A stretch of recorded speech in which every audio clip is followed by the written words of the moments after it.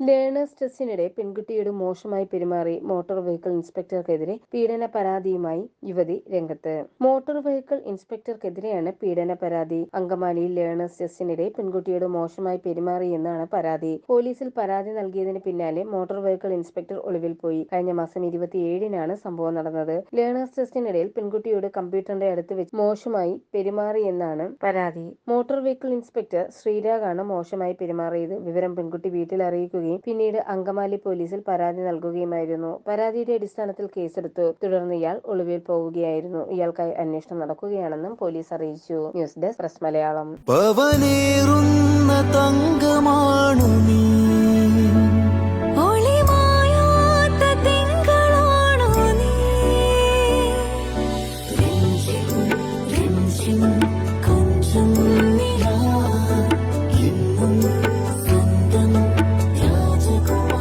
Be a Rajakumari.